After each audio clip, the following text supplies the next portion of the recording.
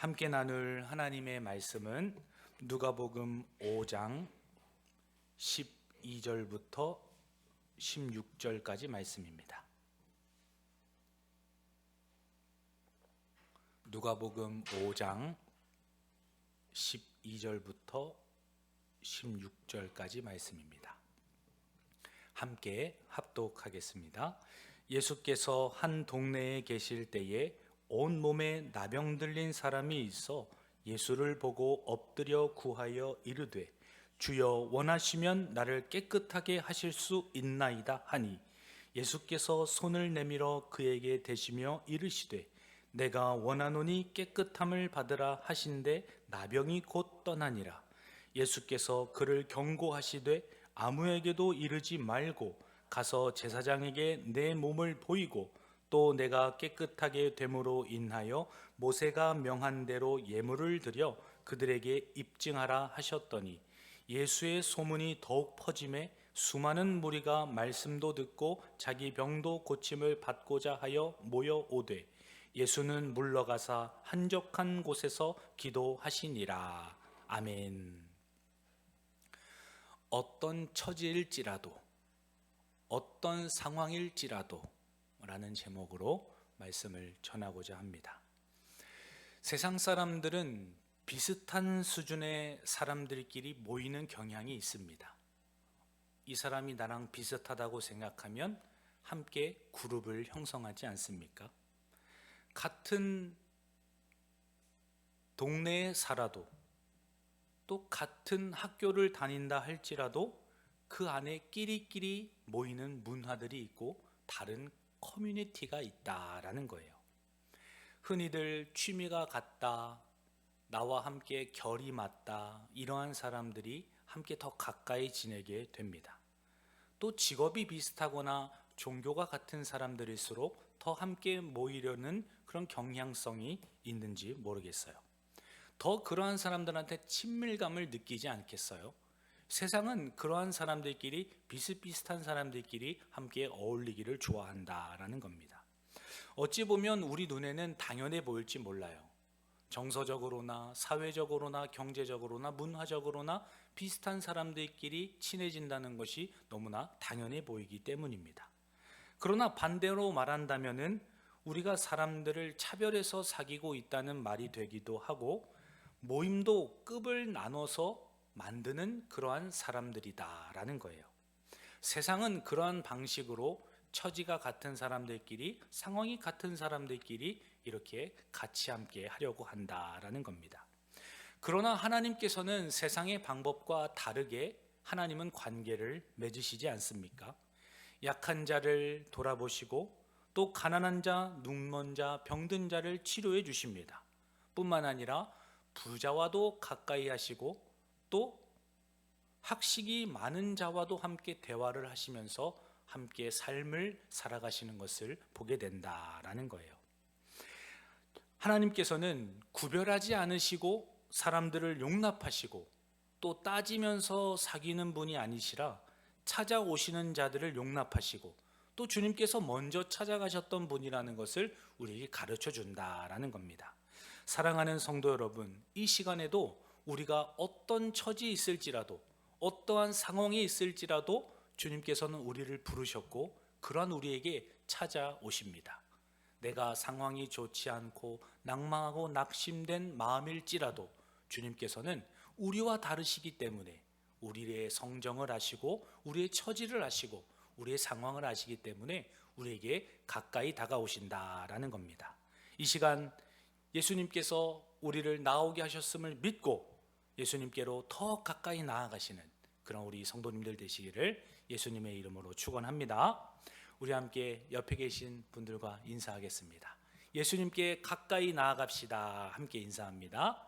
예수님께 아멘.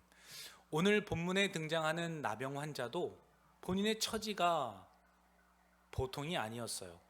너무나 열악했고 사람들에게 격리를 당했고 유대 공동체에 버림을 받았던 아주 열악한 환경과 처지에 있었던 사람이 바로 오늘 본문의 나병 환자였습니다. 오늘 본문 말씀 12절부터 13절까지 우리 한 번 더 읽습니다. 예수께서 한 동네에 계실 때에 온몸에 나병 들린 사람이 있어 예수를 보고 엎드려 구하여 이르되 주여 원하시면 나를 깨끗하게 하실 수 있나이다 하니 예수께서 손을 내밀어 그에게 대시며 이르시되 내가 원하노니 깨끗함을 받으라 하신대 나병이 곧 떠나니라. 아멘. 우리가 오늘 말씀을 대하면서 첫 번째로 기억하실 것은 하나님은 우리가 어떤 처지에 있더라도 찾아오셔서 용납하시기를 원하신다라는 겁니다. 나병 환자를 찾아오셨고 또 그를 용납하셨던 예수님에 대한 내용이 오늘 본문에 담겨 있기 때문이에요. 이 나병 환자는 유대 공동체에서 완전히 격리되어서 배제된 존재입니다. 아무도 거들떠보지도 않고 만지지도 못하게 하고 대화까지 못했던 완전히 단절되어 있던 상태가 이 나병 환자의 상태였다라는 거예요. 더군다나 사람들을 만날 때마다 나는 부정하다, 나는 부정하다 외쳐야 했습니다. 성 밖에서 홀로 지내야 하였고 아주 사회적으로 매장당했던 상태, 너무나 열악하고 처절한 상태였던 존재가 이 나병 환자의 모습이었다라는 거예요. 우리 함께 말씀 한 구절 찾아보기를 원합니다. 레위기 13장입니다. 레위기 13장 45절부터 46절까지 말씀이에요. 레위기 13장 45절부터 46절 함께 읽습니다. 나병 환자는 옷을 찢고 머리를 풀며 윗입술을 가리고 외치기를 부정하다 부정하다 할 것이요 병 있는 날 동안은 늘 부정할 것이라. 그가 부정한즉 혼자 살되 진영 밖에서 살지니라. 아멘. 나병은 전염병이었어요. 그렇기 때문에 사람들로 하여금 격리 조치를 되었고 부정하다는 상징 그 자체였다라는 거죠. 이 나병 환자가 건강한 사람 근처에 오면은 그 사람과 공동체 전체를 부정하게 만든다고 믿었기 때문에 허락 없이 마을에 들어오면 돌팔매질을 해도 되었고 그 자를 비난과 모멸과 멸시감을 주면서 쫓아내도 마땅한 처벌이었다고 문화적으로도 그렇게 보았습니다. 완전히 사회적으로 매장을 당한 존재였기 때문에 이 가혹한 비난과 외면을 받으면서 살아야 했던 존재가 바로 오늘 본문의 나병 환자였다라는 거죠. 그러나 이 나병 환자가 오늘 본문에서 어떠한 행동을 벌입니까? 온몸에 나병이 걸린 상태임에도 불구하고 이 율법을 어기면서까지 절박함으로 예수님께 나온 것입니다. 얼마나 그 절박함이 컸던지 사람들의 시선, 비난, 손가락질 그 모든 것을 뒤로하고 예수님만을 바라보고 그 발 앞에 엎드렸다라는 겁니다. 주여 원하시면 저를 깨끗하게 하실 수 있나이다. 이 절박한 마음으로 나병 환자가 주님 앞에 무릎을 꿇지 않습니까? 이 나병 환자의 믿음을 보십시오. 돌에 맞아 죽을 각오를 하고 예수님께 달려간 것입니다. 이대로 사나 예수님을 만나고 돌에 맞아 죽으나 이 마찬가지다. 그러한 마음으로 절박함으로 모든 두려움과 공포를 다 밀어내고 예수님께 시선을 두는 것입니다. 이 나병 환자는 사람들의 시선과 내가 치러야 할 대가, 이 돌에 맞아 죽을지도 모른다는 이 두려움과 공포보다 예수님의 자비가 더 크다, 예수님의 능력이 더 크다, 이것을 믿었고 신뢰했던 사람이다라는 것입니다. 사랑하는 성도 여러분, 우리도 예수님께 나아가려고 할 때 이 외부로부터 오는 방해 요소가 있고 이 내면에서부터 발생하는 문제들과 방해 요소들이 있다라는 거예요. 외부로부터 오는 세상의 이 비난이나 내부로부터 오는 이러한 왜곡된 생각들을 우리는 괴념치 않고 밀어내야 한다라는 겁니다. 예를 들어서 우리는 이러한 마음을 가질지도 몰라요. 내가 이러한 죄를 짓고도 염치 없이 기도를 해도 될까? 내가 계속해서 하나님의 말씀에 불순종하고 마음에 불신의 마음이 있고 상황이 어려워서 자꾸만 예수님을 등졌던 내가 기도를 해도 될까? 내가 주님 앞에 이 시간에 나아가도 될까? 이러한 우리의 마음 가운데 있는 왜곡된 생각들이 있다라는 거예요. 나 같은 사람이 하나님 앞에 나아가는 것이 가식처럼 여깁니다. 일상생활에서는 전혀 하나님 없이 살아가다가 이 주일만 가식적인 모습으로 하나님 앞에 나아가는 이 외식적인 자기의 모습을 볼 때 얼마나 이 내면에서부터 치열한 싸움과 갈등이 생기냐 이 말입니다. 이미 내 삶은 엉망이고 똑같은 죄를 계속해서 저지르고 있고 삶은 변하지 않을 것 같은데 이러한 내가 하나님을 찾는 것이 무슨 의미가 있겠는가? 이러한 자포자기한 심정으로 우리가 우리의 내면에서의 갈등을 불러일으키지는 않냐라는 것입니다. 이와 같이 내면에서 일어나는 이런 부정적인 마음과 생각들에 우리가 마음을 빼앗겨서는 안 된다라는 것이에요. 이 나병 환자도 내면에서부터 사람들의 시선과 손가락질과 비난과 돌에 맞아 죽을 것 같은 이러한 공포와 두려움 때문에 예수님께 나아가지 못했다면 치유나 자비나 변화를 받았던 것은 불가능했을 것입니다. 본인의 삶을 주님께 맡기고 본인의 삶을 하나님의 자비하심 가운데 두려고 하는 이 믿음의 상태, 그것을 오늘 본문에서 우리에게 가르쳐주고 있다라는 겁니다. 뿐만 아니라 외부로부터 오는 돌팔매들도 우리 가운데 있습니다. 너만 교회 다니냐? 유난 떨지 마라. 오늘 수요기도회입니다. 우리가 오늘 교회에서 예배드린 날인데 저는 교회에 가야 합니다. 그러면 직장 상사가 야, 우리 회사에서 너만 교회 다니냐? 왜 이렇게 너만 유별나게 신앙생활하냐? 이 외부로부터 질타와 이 환경적인 외부로부터 오는 갈등과 위험 요소, 이런 것들이 있다라는 것이죠. 지금 이 상황에서 기도한다고 뭐가 달라지냐? 너의 인생을 봐라. 지금 얼마나 비참하고 연약한 상황인지 너 스스로도 인정하지 않겠느냐? 어디 하나님이 살아계시냐? 라고 하면서 이 외부로부터 오는 환경과 이 갈등 요소들 때문에 주님 앞에 나아가지 못하는 우리의 삶을 보게 된다라는 것입니다. 사랑하는 성도 여러분, 우리는 남들의 시선이나 이 스스로 자책하는 마음 때문에 주님과의 만남을 포기하고 있지는 않은지 우리의 믿음과 삶을 돌아보아야 할 것입니다. 우리가 어떤 처지에 있든지 주님께서는 우리에게 찾아오시고 또 우리를 만나기를 원하시기 때문이다라는 겁니다. 왜 그러합니까? 오늘 본문 말씀에 보면 예수님은 그 나병 환자에게 손을 내밀어서 그에게 손을 대십니다. 아무도 본인을 만진 적이 없고 본인 스스로도 자신의 몸을 증오하고 환멸감을 느꼈던 이 나병 환자가 아닙니까?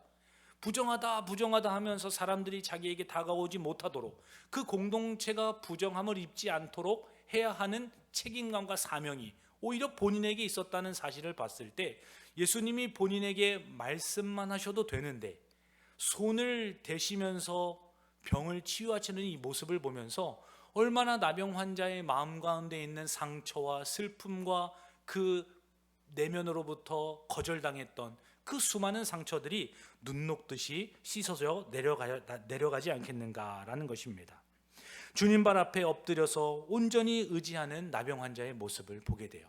사랑하는 성도 여러분, 우리가 어떤 처지에 있든지 주님 앞에 엎드리고 겸손하게 내려놓을 때 주님께서는 세상의 모든 비난을 다 받아주십니다. 아마 그 공동체 안에 나병 환자가 들어왔다는 사실 때문에 사람들은 소스라치게 놀라고 누군가는 돌을 집어 들었을지도 모르겠어요. 그러나 예수님께서 손을 대시는 순간 아무도 돌을 던질 수 없지 않았습니까? 예수님께서 다 그 등으로 막아주시고 모든 비난의 화살을 대신 막고 계셨기 때문입니다.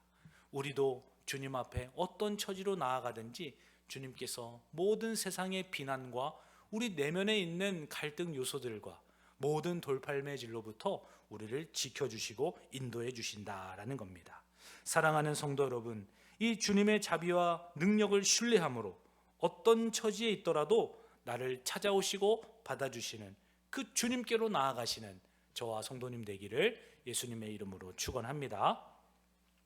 두 번째로는 예수님께서 나병 환자를 고쳐주시죠. 그리고 아무에게도 가서 이르지 말아라. 다만 제사장에게 가서 율법대로 행하고 예물을 드리고 하나님께 감사하라. 그 나병 환자의 입단속을 시키시는 것을 보게 됩니다. 오늘 본문 말씀 14절과 15절도 함께 읽습니다.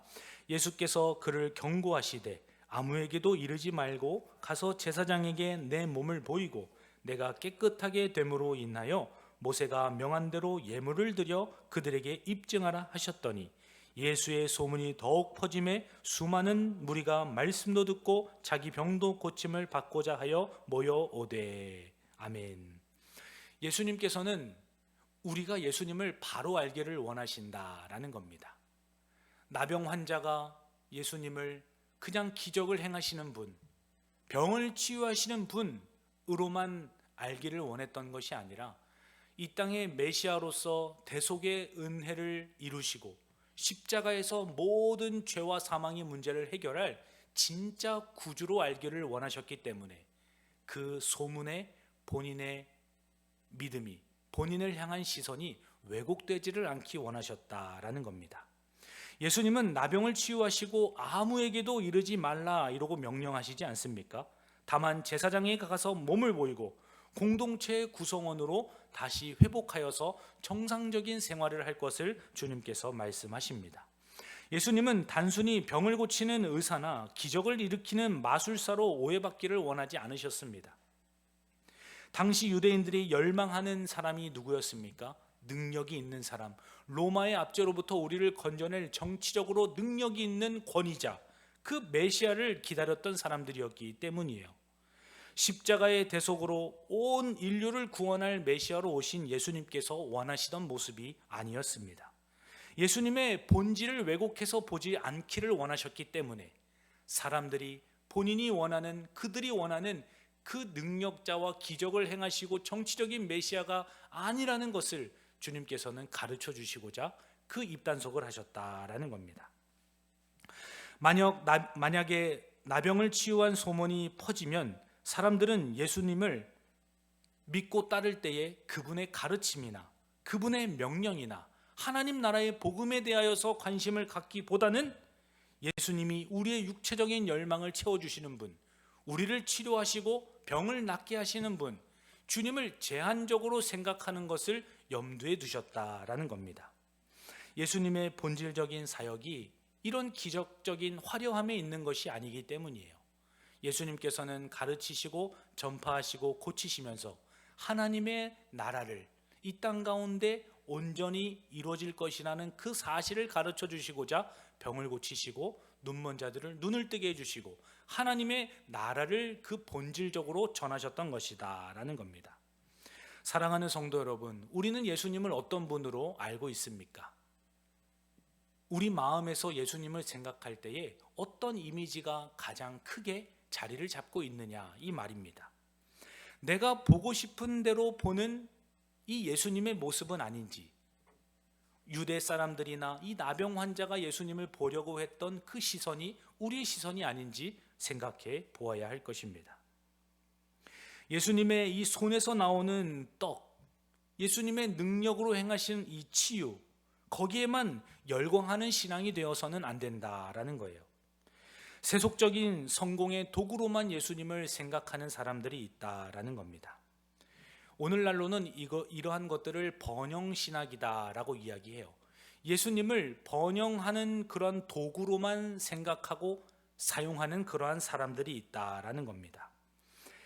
그러한 도구로만 예수님을 생각해서 예수님을 믿으면 무조건 사업이 잘 되고, 예수님을 믿으면 병이 낫고, 예수님을 믿으면 자녀가 성공한다, 이러한 생각들과 믿음이 가득 채워져 있는 사람들, 그러한 사람들이 이 나병 환자의 그 상황과 유대 사람들의 예수님을 바라보는 시선의 모습이었다라는 것이죠.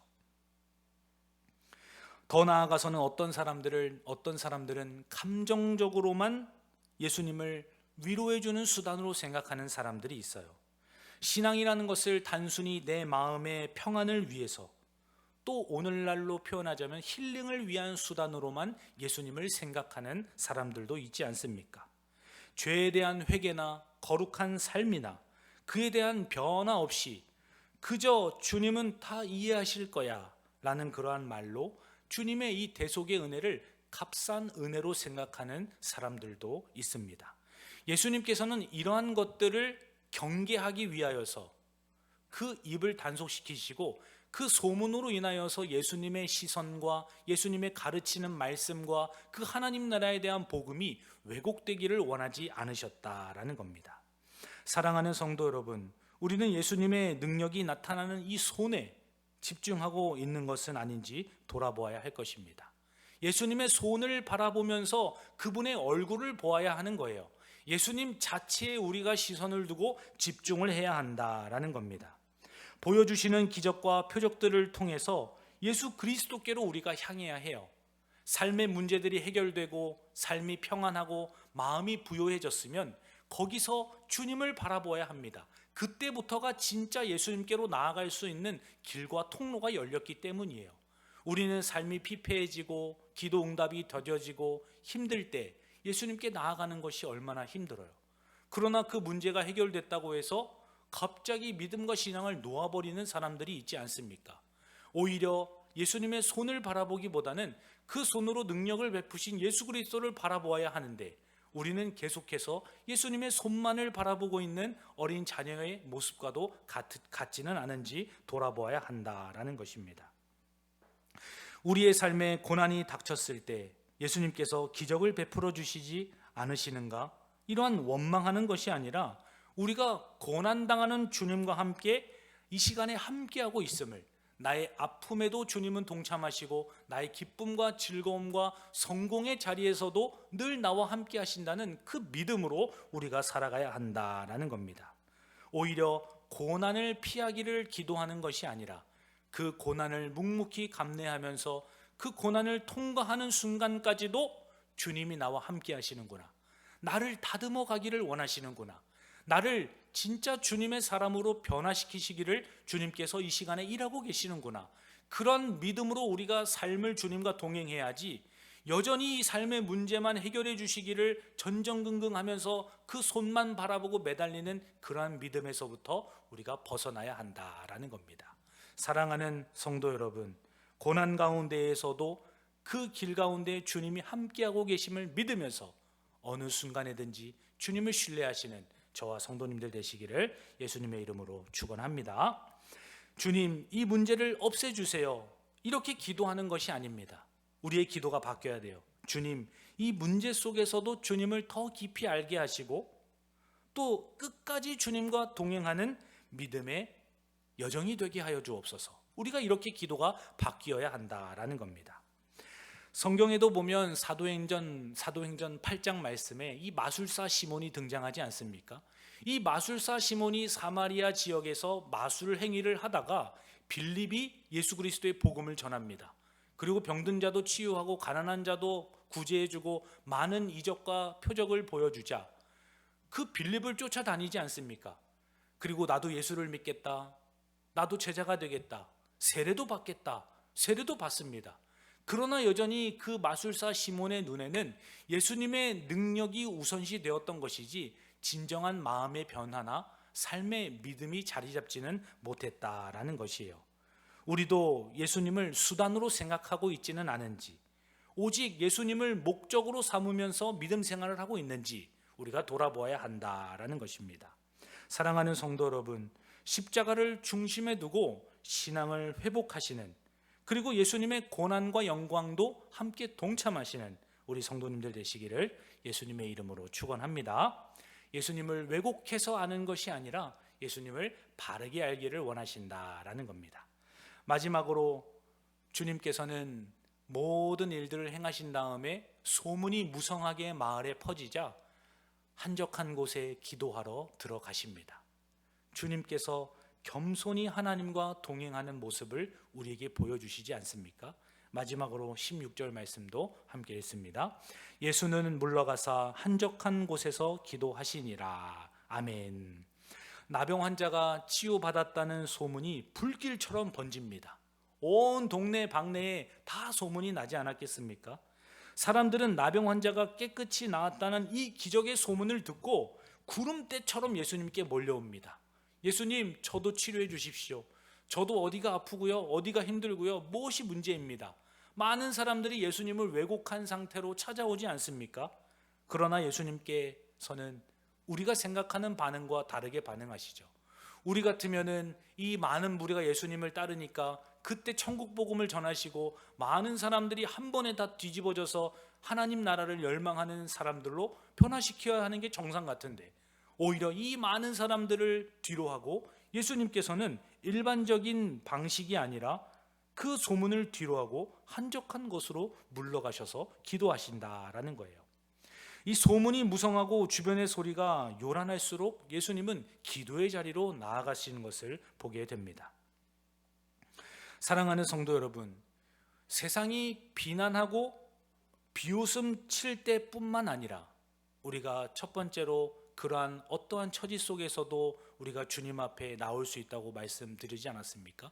그러한 비난과 비웃음 칠 때뿐만 아니라 세상이 나를 향해 박수치고 환호해주고 뭔가 승승장구하고 이 잘 나가고 있을 때, 이럴 때에도 우리가 주님께 고요하게 나아가는 것이 진짜 신앙의 실력이다라는 거예요. 힘들 때, 괴로울 때, 처지가 낮아져 있고 비난을 받을 때, 내 상황이 어려울 때 예수님께 나오는 것, 그것이 어찌 보면 더 쉬운지 모릅니다. 그러나 소문이 무성해지고 내 명예와 부가 쌓이고 내가 건강하고 잘 나가고 기도 응답이 이루어지고 은혜가 충만한 그 순간에 진짜 예수님께 나오는 것, 기도의 자리로 나오는 것이 신앙의 실력이다라는 것이죠. 긴급한 기도 제목이 있을 때에는 우리가 어떻게 합니까? 주변에 기도 부탁을 해요. 이 기도를 가지고 중보를 해 주십시오, 막 부탁하지 않습니까? 그리고 작정해서 금식도 합니다. 2일, 3일, 길게는 10일, 40일까지도 금식 기도하시는 분들도 보게 됩니다. 하나님께서 은혜 베푸시고 응답을 받죠. 기도하니까 하나님이 당연히 응답하지 않으시겠습니까? 그러나 은혜 받은 이후에 우리가 어떻게 되느냐, 이 말입니다. 편안함과 나태함으로 변질되기 시작해요. 기도 생활을 게을리하고 이 마음의 태도가 갑자기 변합니다. 응답을 받고 은혜를 받고 소문이 무성해지고 부와 명예가 쌓이고 이 문제들이 해결되니까 그렇게 변질되었다라는 겁니다. 솔로몬 왕을 보십시오. 열왕기상 11장 말씀에도 보면은 이 솔로몬이 하나님께 일천번제를 드립니다. 이 지혜와 부귀 영화를 응답으로 받지 않습니까? 성전을 완공하는 그 영광을 누렸던 사람이 바로 솔로몬입니다. 모든 것을 다 가졌던 사람이 솔로몬 아닙니까? 그러나 나라가 강성해지고 부유해지자 이 하나님을 의지하는 마음이 식어버립니다. 이방 여인과 정략 결혼을 하고 우상을 숭배하고 하나님을 신뢰하고 의지하는 것이 아니라 그 마음을 오히려 돌이켜서 세상을 향해 나아가는 것을 보게 된다라는 겁니다. 우리 마지막으로 말씀 한 구절 찾아보기를 원합니다. 열왕기상 11장 9절 말씀입니다. 열왕기상 11장 9절입니다.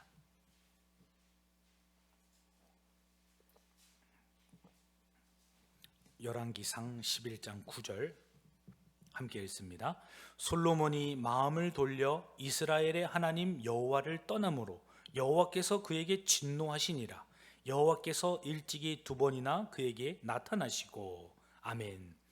오히려 하나님을 더 사랑하고 신뢰하는 게 정상임에도 불구하고 마음을 돌려서 여호와를 떠남으로 여호와께서 솔로몬에게 진노하시지 않습니까?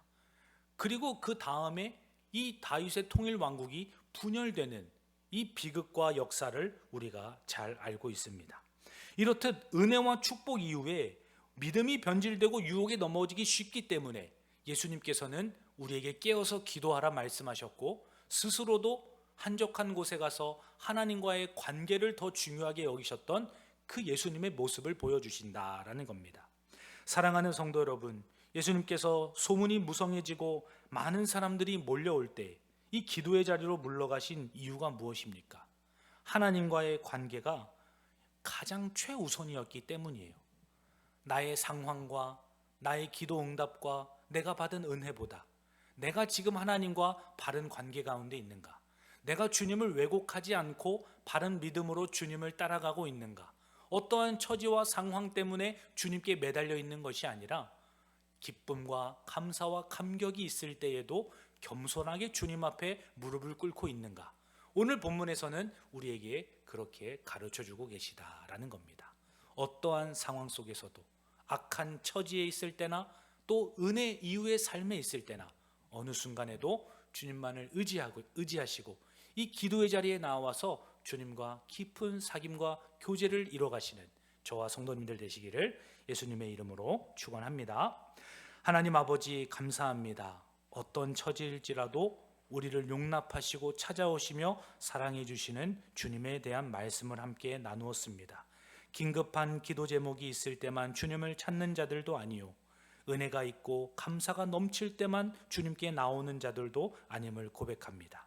어느 순간에든지 가난할 때나 부요할 때나 약할 때나 강할 때나 주님 앞에 겸손히 나와 기도하고 주님과의 관계를 최우선시하는 우리 모든 광문의 성도들 되게 하여 주옵소서. 감사드리며 살아계신 예수님의 이름으로 기도하옵나이다. 아멘.